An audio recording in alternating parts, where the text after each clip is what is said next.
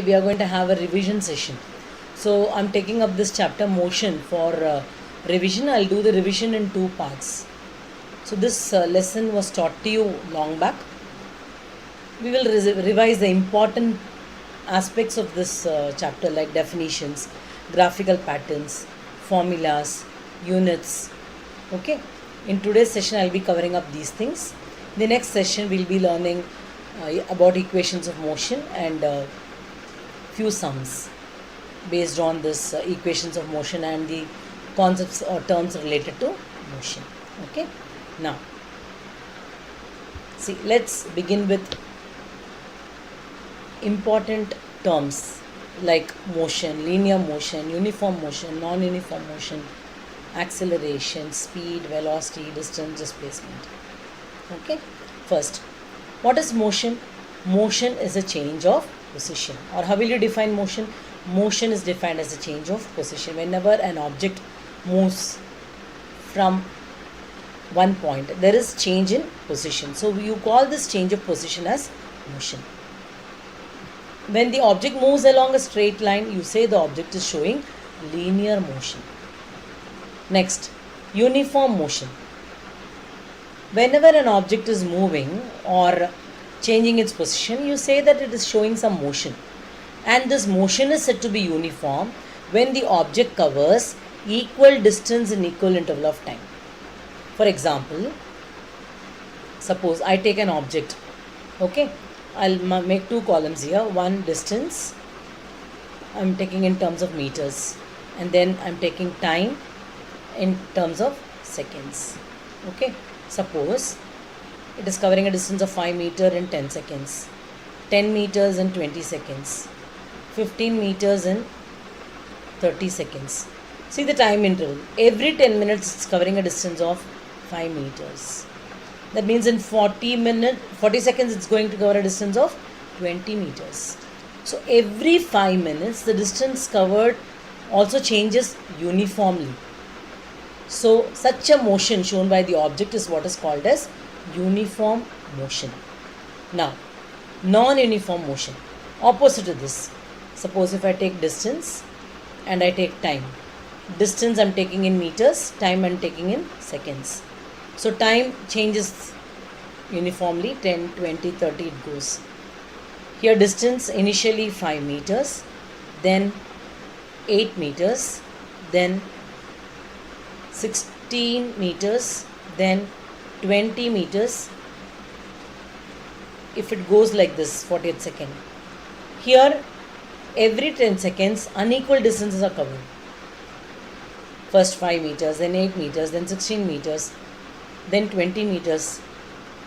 Here means unequal distances are covered in equal interval of time. Such type of motion shown by an object is what is called as non-uniform motion. Next, scalar and vector quantities. We'll now learn what are scalar quantities and what are vector quantities definition. And in the upcoming slides, I have a detailed explanation about the scalar and vector quantity. See, a quantity that does not depend on direction is what is called as your scalar quantity. And the quantity that has both the characteristics, that is your magnitude and direction, is what is called as vector quantities. Scalar quantities talk about only magnitude, not the direction. Vector quantity talks about both magnitude and direction. In the upcoming slides, I have a separate slide to explain this. At that time, I'll explain it with examples. Okay. Now you just learn what are scalar and vector quantities. When the quantity talks only about the magnitude, the number, but not the direction along which the object is moving, you call that quantity as scalar quantity. When the object is talking about both magnitude and direction, you call it as a vector quantity. Next, speed. This you have done in your maths, in your lower classes itself. What's the formula for speed? Speed is equal to distance upon time. Distance covered by an object is what is called as motion. When it covers a particular distance, the distance covered in a particular time is what is called as your speed. Speed is the distance covered by an object in unit time. Its SI unit is meter per second, because here you have distance, here you have time. So this is meter per second. This is the SI unit. Remember, SI unit for speed is meter per second. And it can be measured by using the units like centimeter per second and kilometer per hour also. But when they ask you SI unit, it is meter per second. Okay, next. We'll learn about average speed. You must be calculating the average marks scored by you in class 8 or class 7. How do you do that? You take the sum of the marks scored in all the subjects and you divide by the number of subjects. So when you talk about average speed, it is a total distance covered by total time. Total distance travelled upon total time is what is called as your average speed. Next is your velocity. Velocity is displacement upon time. We will do what is displacement. In the upcoming slide I have that. So, or you can define velocity as the speed of an object in a particular direction. Velocity is the speed of an object in a particular direction. When I tell you speed, it is only talking about the number, the distance covered by the object in a particular time. When it is talking about as the direction changes, the velocity will also change. Suppose you know your route along which you travel. If the route is clear, you can pick up your acceleration, you can move very fast. And you have to take a right turn. And you know that there will be some crowd. So it's a marketplace. Automatically you will reduce the speed. Velocity changes with respect to direction. The speed changes with respect to direction. So when you change with respect to direction, the rate at which the object is moving, that is said to be your velocity. So velocity is speed in a particular direction. Okay, so speed of an object in a particular direction is what is called as your velocity. And normally it's a rule. Whenever you are moving along a straight line, when you suddenly take a turn to a right or left, you have to decrease your speed and turn. So the velocity changes. So speed in a particular direction is what is called as your velocity. The SI unit for speed and velocity both are the same, that is meter per second. Let's learn about acceleration. Acceleration can be defined as rate of change of velocity, or it can be defined as change in velocity of an object per unit time. Remember, the formula for writing acceleration, small a is equal to v minus u upon t. Your v stands for your final velocity and u stands for initial velocity and t stands for the time taken. And the SI unit for acceleration is meter per second square. So acceleration can be defined as change in velocity of an object per unit time, or you can define it as rate of change of velocity. Its SI unit is meter per second square. And this acceleration, it is said to be positive when the velocity increases. Okay, and it is said to be negative when the velocity decreases. Remember like this. If this definition which is given here is confusing, you remember when the velocity of an object is increasing, you call the acceleration as positive acceleration. What is acceleration? Change in velocity upon time. So if the velocity is just increasing, you call it as positive acceleration. When the velocity decreases, you call it as negative acceleration. Then you should know about uniform and non-uniform acceleration. If an object travels in a straight line and its velocity increases or decreases by equal amounts in equal interval of time, then the acceleration of the object is said to be uniform. So if the velocity is increasing, you call it as positive acceleration. If it is decreasing, you call it as negative acceleration. Whether this increase or decreasing is happening at equal rates, like how we saw that uniform motion, non-uniform motion. Distance, if it increases with corresponding increase in time, with proper difference, you call it as uniform motion. Same way here, whether the velocity is increasing or decreasing, if it increases or decreases in equal amounts, in equal interval of time, you call it as uniform acceleration. An object can travel with non-uniform acceleration if its velocity changes at a non-uniform rate. first velocity is increasing, then decreasing again. No, it's not like that. In equal amounts it should increase or decrease. First, if it is increasing by 2 meter per second, okay, and suddenly then again it is increasing by 5 meter per second, again it is increasing by 3 meter per second, so it is increasing at a non-uniform rate. So such acceleration is called as non-uniform acceleration. Remember, positive acceleration velocity increases, negative acceleration velocity decreases. If the velocity is increasing or decreasing uniformly with respect to time, you call that as uniform acceleration. When the change in velocity happens at a non-uniform rate, you call that velocity as that type of change in velocity, like not the increase or decrease is not shown with equal amounts, you call that as non-uniform acceleration. Clear? Next, distance. Distance is the actual path covered by an object. For example, if you have to travel from Chennai to Mumbai, you have to travel a distance of 1500 km. This actual path moved by the object is what is called as your distance. And displacement is the shortest distance between the initial and final points. For example, you have point A here, point B here. You have to come this way. This is your actual path along which the object has to move, this path. So this is the direction it shows. You have to move like this way. Actual path traveled by the object is what is called as your distance. This is the shortest distance between the initial and final point. You call it as displacement.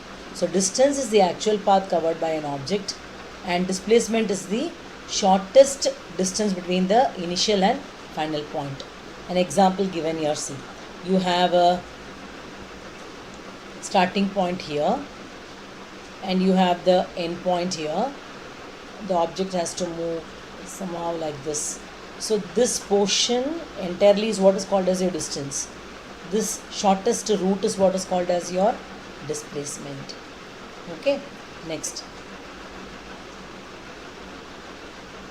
I told you we'll have a brief discussion about scalar and vector quantity. See, a scalar quantity is one that is fully described by the magnitude only. That means it will talk only about the number. It is described by just a single number. Like when you take speed, it is talking about number. How many distance is covered in how many hours of time or minutes of time or seconds of time. It's talking about number. It's not worried about the direction at all. Whether the object is turning to the right, turning to the left, it is not talking about that. It is talking only about the magnitude, a number. So that is what is called as your scalar quantity. Some examples of scalar quantity I'll show you in the next slide. Volume, mass, which talks about only the number. You call that as scalar quantity. So examples of scalar quantity: speed, volume, mass, time. Okay. When you are talking about a vector quantity, it will talk about magnitude as well as direction. For example, acceleration, your velocity. Velocity is what? Speed in a particular direction. Acceleration is change in velocity. When you are talking about velocity, you are talking about direction also. So when it is talking about both magnitude and direction, you call it as a vector quantity. So a vector quantity is that has both magnitude and direction. Vector quantities are important in the study of motion. Some examples of vector quantity are your velocity, acceleration, momentum and all. But as far as this chapter is concerned, these are your scalar and vector quantities. See, scalar quantities have magnitude but no direction. Vector quantities have both magnitude and direction. From this chapter, motion. Your distance and speed falls under scalar quantity. Your displacement, your acceleration, your velocity, these are all talking about direction and magnitude also. Therefore, they fall under vector quantities. When I say displacement, it's talking about the shortest distance it represents a particular direction of the object also. So it is a vector quantity. Velocity, displacement upon time is what is called as your velocity. Okay, therefore velocity is a vector quantity. Acceleration, change in velocity upon time. Whenever I tell you velocity is just talking about a speed in a particular direction, from the definition itself we can make out what is a vector quantity. Speed in a particular direction is what is called as your velocity. So anything that talks about a magnitude and direction is what is called as your vector quantity. So your displacement, your velocity, your acceleration, they all fall under the category of vector quantities. Clear? Next. See, now we'll study about the SI units. This is very, very important. You'll have 1 mark questions based on this SI units. Okay, so we have studied terms like your speed, velocity, acceleration, distance, displacement. So SI unit of speed is meter per second. Velocity and speed, both the units are same, meter per second. Acceleration is meter per second square. Distance is meter. Displacement is also meter. As a distance can be measured in kilometers also. But when I tell you SI unit, it is only meter. Clear? So these SI units are also very, very important. Okay, so let me tell you once again, the SI unit for speed is meter per second. For velocity is also meter per second. The SI unit for velocity and speed both means the same. Your acceleration is meter per second square. Distance is only meter. Displacement is meter. SI unit. Distance can be measured in terms of kilometer per hour also. But when I tell you SI unit, it is talking about meter here. Clear? Next. The graphical patterns. First, let me explain you the distance time graph for an object at rest, an object showing uniform motion and non-uniform motion. So when the object is at rest, the distance time graph will show you a line parallel to the x-axis. See here, you find a line parallel to the x-axis. This tells you the object is at rest because there is no change in distance. The distance point is only 1. So it says the object is at rest. When you find a straight line, you say the object is covering equal distance in equal interval of time. Therefore, it is a graphical representation of an object showing uniform motion in a distance time graph. If it's a curved line, it says the object is showing non-uniform motion. So this is the distance time graph pattern for object at rest, uniform motion and non-uniform motion. If the object is at rest, you'll find a line parallel to the x-axis. If the object is showing uniform motion, you'll find a straight line. If the object is showing non-uniform motion, you'll find a curved line. Okay, in the exam, you'll be given the graphical pattern and you'll be asked to write the type of motion shown by the object. Clear? Next, we'll see the velocity time graph. In this, you pay attention on this constant speed, uniform acceleration, non-uniform acceleration. So the first graph is talking about constant speed.